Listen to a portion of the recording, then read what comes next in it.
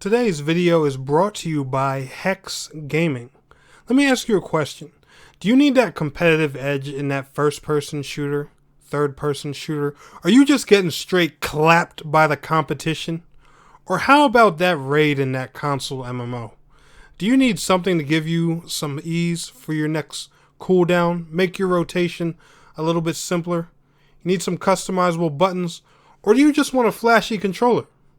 Visit Hex Gaming today and use promo code TNEC127 to get 5% off anything you order in the Hex Gaming store. That's hexgaming.com. Use promo code TNEC127 at checkout to get yourself a discount. Enjoy the video, guys.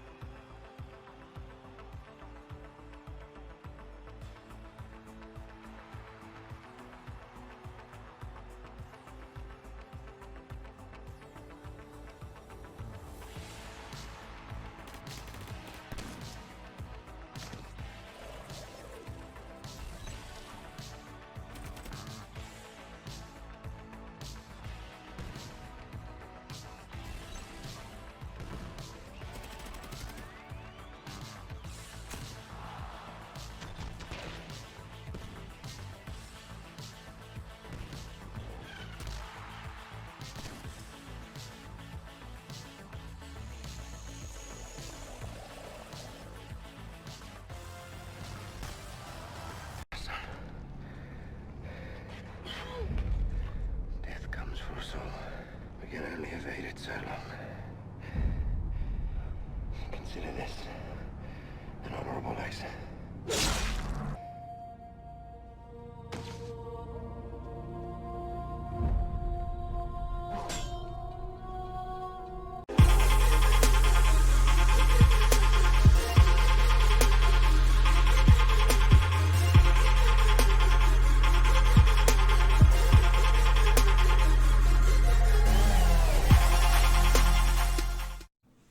Hello, ladies and gentlemen, boys and girls. My name is TNEC127, and welcome back to TNEC FPS. And in today's video, guys, got a little bit of a stressful one that I kind of want to talk about that does bother me.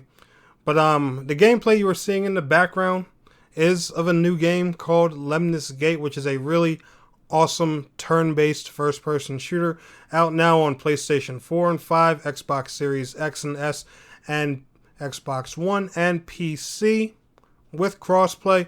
No cross progression, unfortunately, and it's kind of like I'm gonna say a mix of, like, if you've ever heard of the game Quantum League, which if you're watching today's video, I hope you have, and more of like a hero shooter kind of thing, like Overwatch and stuff like that. Every character has different abilities, play styles, and stuff like that, and their own unique weapon and all those different things. But what I wanted to talk about in today's video is actually Quantum League. And the reason I'm using Lemnis Gates' gameplay is because I want these developers who did Quantum League to understand this could have been you all.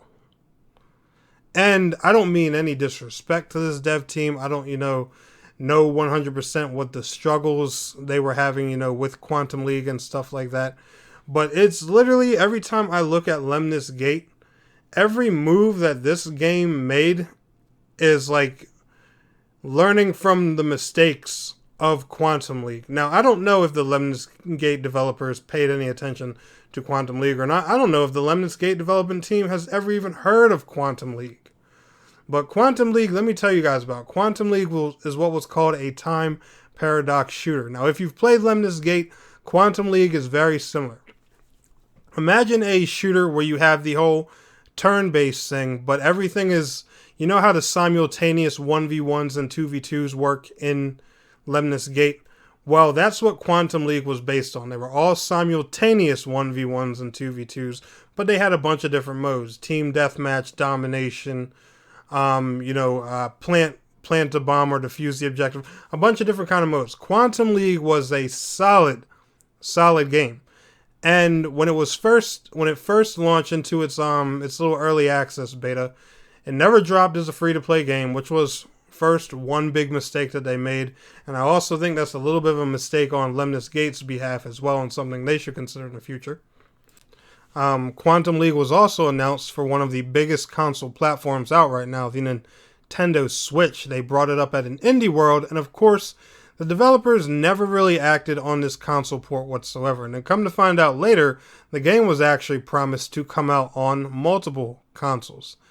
And I really feel like the dev team behind Quantum League, they wet the bed with this one. And I don't know why, and I'm going to say something up front here that, that really takes the cake for this is I like Quantum League way more than I like Lemnis Gate. Now don't get me wrong, Lemnis Gate is a phenomenal game. I enjoy Lemnis Gate. There's a reason I've reached out to the developers to get a review key so I could cover Lemnis Gate.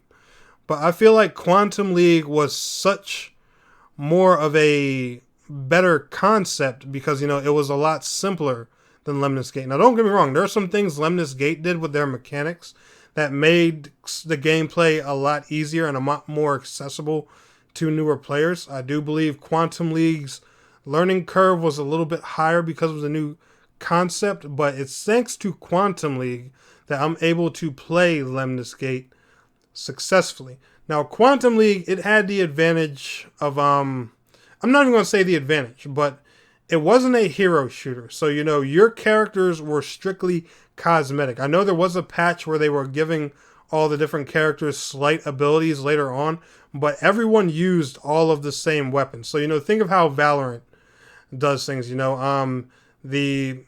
This girl can use an AR, an SMG, or a shotgun. That guy can use an AR, SMG, or a shotgun. And in the patch that they were adding later, which I'm not even sure ever got implemented into the game because once communication with the devs started getting slow, I personally stopped following the game because I was honestly getting discouraged with it. Yeah, I just found the way that they were doing the weapon systems in there a much better concept than how Lemnis Gate is currently, doing things with the whole hero shooter mechanic.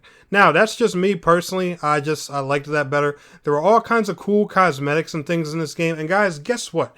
You know what the cool thing was about their battle passes, their cosmetics and stuff like that?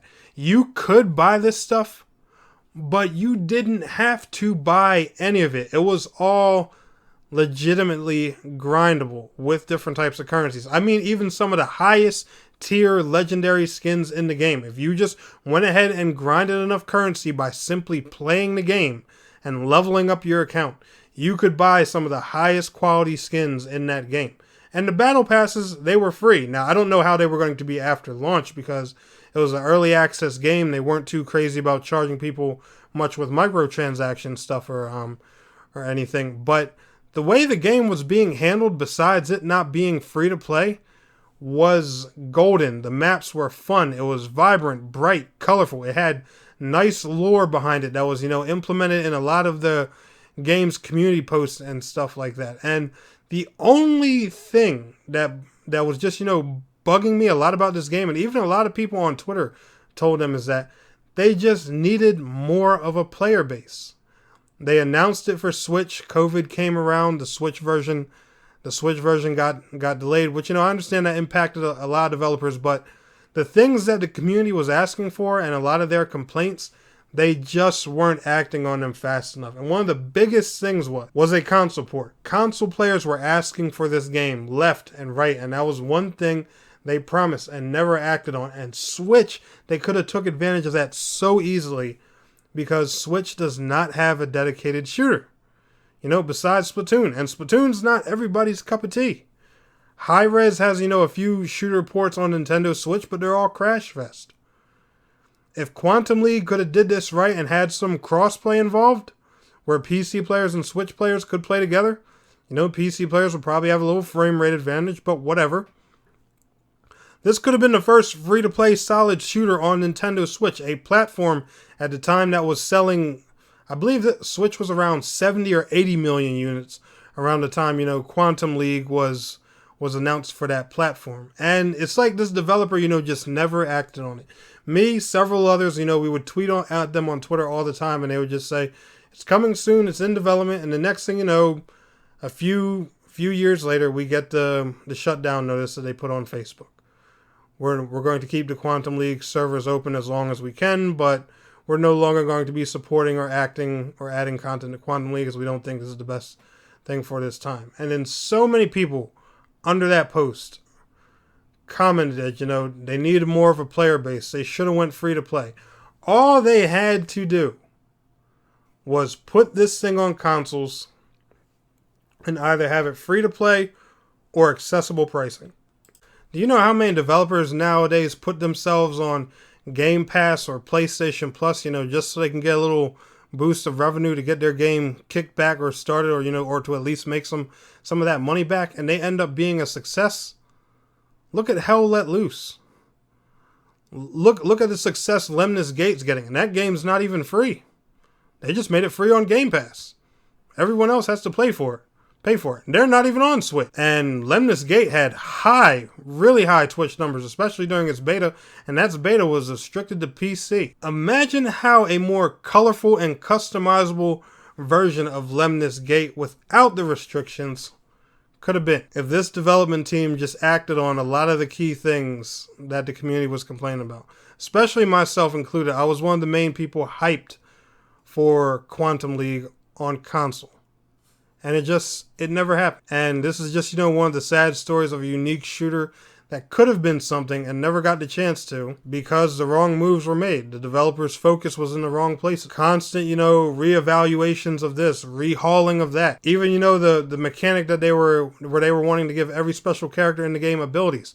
Why was that a big focus right now? You guys had an awesome gameplay loop and the feedback from players showed that. And your main concern is spicing it up. You want to spice up your game? Add new maps. Add new guns. Add something to grind for. Oh wait, you did. You had plenty of it. All you needed was more players to enjoy it. Sorry for the rant, guys, but this is one I really wanted to bring up because I was passionate about this game. I really did like it and I wanted to see it become something. And this is one of many games now that I have lost and seen and got to witness being shut down. Because, you know, the developers just didn't act on the right parts. And I'm sick of losing games like this. When they look really good, I actually get to try them, fall in love with them, and they break over wrong decisions. If I had one wish, especially now, it would be that the Quantum League developers can look at Lemnis Gate, see that, and be like, wow, that could have been us. And it still can be. I wish they would revert their decision to stop working on Quantum League, but I don't think that's a game dev thing. I don't think they ever say they're going to stop working on something and then start working on it again. I don't know if that's ever happened in the history of gaming. But it would be nice to see just this one time. Because Quantum League had the potential. And I still believe it does. I hope Lemnis Gate serves to be that wake-up call. But anyway, guys, if any of you have ever played Quantum League, let me know down in the comments below. I will see y'all in the next one. Peace out. Have a good one.